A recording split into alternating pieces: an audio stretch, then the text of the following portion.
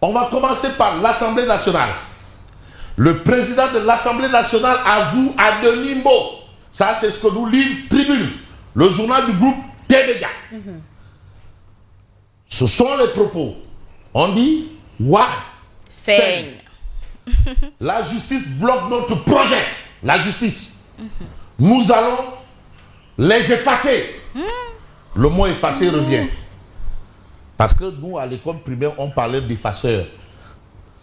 Il y a d'autres qui disent éponge. Éponge, oui. Et d'autres disent chiffon. Maintenant, vous allez effacer avec quoi? Un effaceur, une éponge ou un chiffon? Avec éponge. Ah, en tout cas, évitez d'utiliser des chiffons de garage. Alors, la justice bloque notre projet. Nous allons les effacer. Donc, c'est grave. C'est une vérité. Il y a une nette volonté de faire quoi? Mais d'utiliser un effaceur. Voilà. Bon, ça ne fait pas voilà, d'autres choses. Mais de toutes les façons, les propos sont là. Wah, Feigne. Voilà. Ça, c'est ce qui est clair et c'est ce qui est net. Et on se rappelle, dans l'histoire du monde, il y a une seule personnalité, une seule autorité africaine qui a utilisé cette expression, le mot effacé. On sait de qui il s'agit. Hein? C'est qui? Et je sais que Tcheloumak en sait beaucoup. Doit Inelo. Qui a utilisé. Parce que Tcheloumak doit Inelo. Non, absolument pas. Tcheloumak, Ziarnal. Voilà. Quand tu écris et qu'on efface à 2 reprises, il faut effacer avant de réécrire. Ils se prennent pour Dieu. A-t-il déclaré, évoquant clairement une réforme du système judiciaire? C'est-à-dire 2 fois, ils ne vont pas accepter la 3e fois. Ah bon? Avant qu'il y ait 3e fois, il y aura une opération. Xawma épervier, xawma tortue, xawma opération tempête du désert. Non, ça c'est Saddam Hussein. Oui. Opération tempête du désert. Et d'ailleurs, Wenge Musique à BCBG avait intitulé un de ses albums comme ça, Opération tempête du désert. Alors, ils sont dans leur droit. Ils utilisent les textes seulement. Nous allons revoir ces textes pour mener à bien notre politique pour le bien du Sénégal. Donc, ils disent avoir des ambitions. Mais apparemment, je vais utiliser une expression de la Camorra. Il y a un caillou dans leurs chaussures. Voilà. Et le caillou, suivez mon regard. Attention. C'est la dame. Et il y a le mot effacé. Et quand j'entends le mot effacé d'une personnalité politique, je pense tout de suite et immédiatement à Idi Amin Dada. Oui. Ça, c'est l'histoire, c'est pas moi. Alors, on reste avec Tribune. Hein? Golda Meir. Hein? Golda Meir d'Israël. Ouais. Quand elle parle de solution. Oui. La solution. Oui, solution. Oui, la solution. Ah. Oui. Alors, pas la solution aqueuse. Hein? On reste avec Tribune.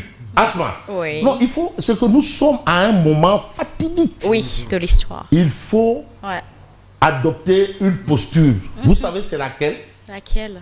La posture de Tcheloumak. L'observation. Attention. C'est-à-dire, il faut. C'est-à-dire, on a dépassé les Das Fananal. Maintenant, on est en mode Tcheloumak. Expectative prudente. Oui. Alors, élection à la mairie de Dakar. Minga Dakaro. Amganin Dakaro. Élection à la mairie de Dakar. L'avenir de Barthélemy Toye Diaz à l'état civil. Entre la Cour suprême et le conseil municipal. Oui. C'est là où se joue son avenir. Est-ce que c'est au milieu de terrain? Est-ce que c'est au coup de pied de réparation? Ou c'est dans la surface de réparation? Ou quoi? Ou dans les gradins? Ou sur la piste? De toutes les façons? Ou dans les vestiaires? Mais on sait que l'avenir de Barthélemy Toye Diaz est entre la Cour suprême et le conseil municipal. Mais ce qui est sûr et certain, Khalifa Sall n'a pas changé d'un iota. Il n'a pas changé ou il n'a pas monnayé sa stratégie légendaire, reconnue et réputée. C'est-à-dire, on va même dire que c'est du Khalifa Sallisme. C'est du Khalifa Sallisme. naa bokk rek. na tàng muy na dute tàng rek. muy dute naa bokk rek. di café café. Dute. mbaa dute. Waa. mbaa ataaya. Waa. mbaa ngun-ngun. Na tàng rek. Ah, baax na na ñëw. naa bokk rek. mu am Seulement suukar pour ñàkk am suukar na ñëw. qu'est-ce que vous voulez. naa bokk rek. nu ko amee baax na. naa bokk rek. En Mais- tout cas, Khalifa, lui, il opte pour le naa bokk rek. Mais pour l'avoir subi, j'aurais attendu de sa part une autre posture. non dama ne Khalifa moom ak loo mënti doon. ngun-ngun. dute. café. waas.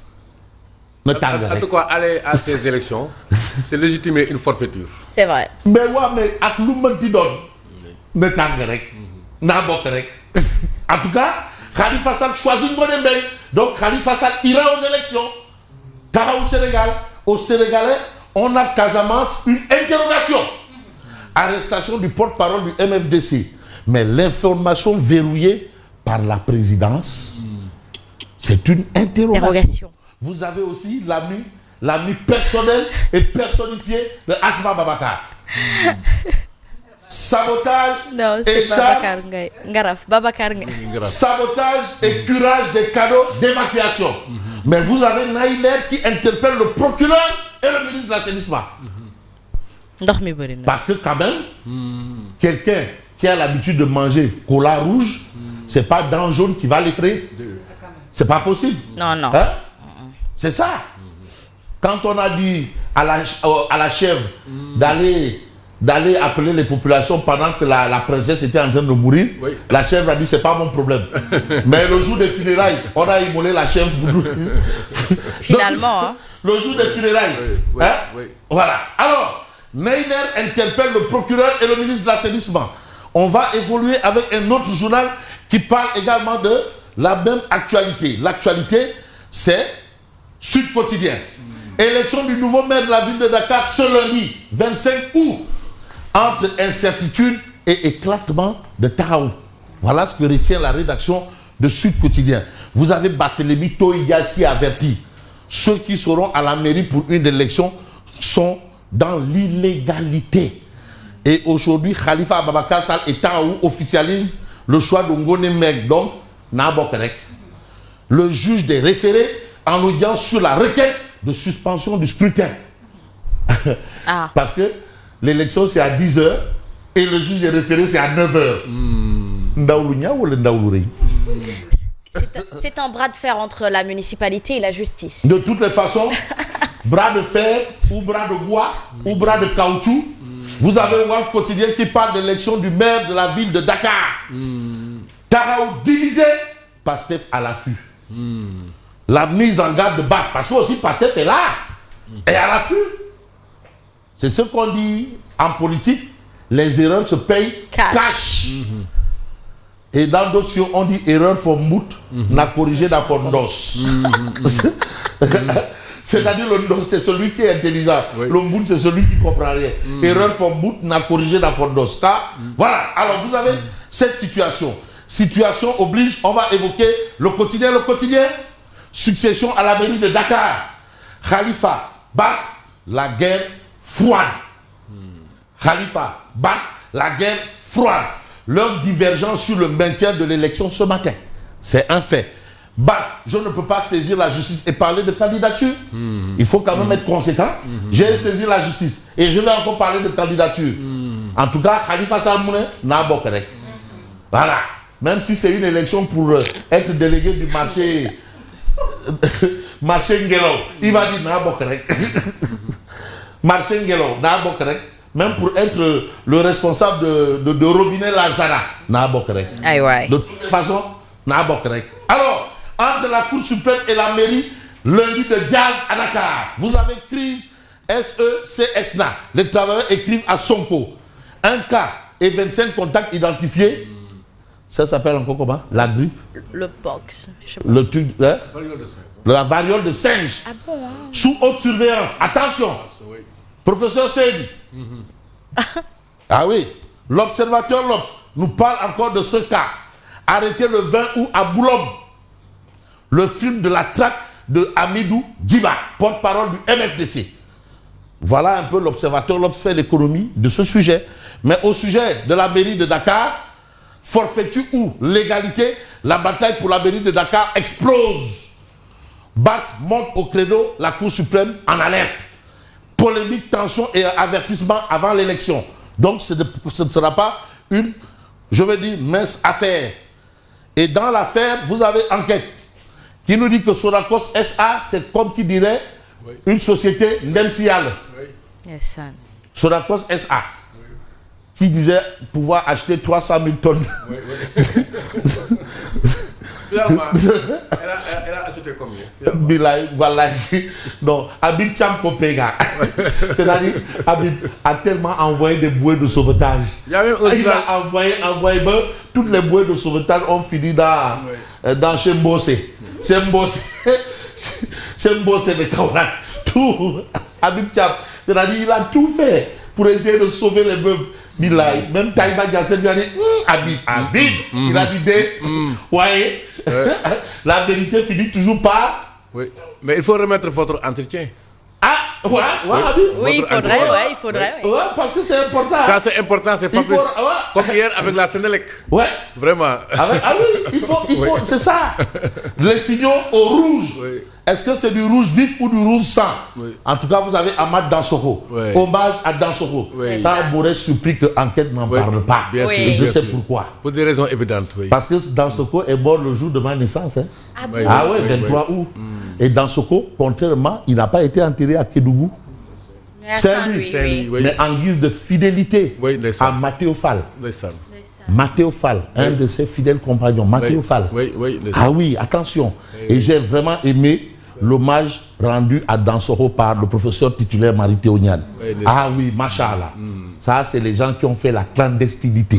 Alors, on sort, on est nous dans la légalité. Et on va prendre les échos. Élection du nouveau maire de Dakar, cacophonie dans l'opposition, mais Abbas Fall, prêt et déterminé. Ah, lui aussi, il est là, hein, qui est fou. En tout cas, Vox Populi nous dit qu'on va vers un lundi de vérité pour la ville de Dakar.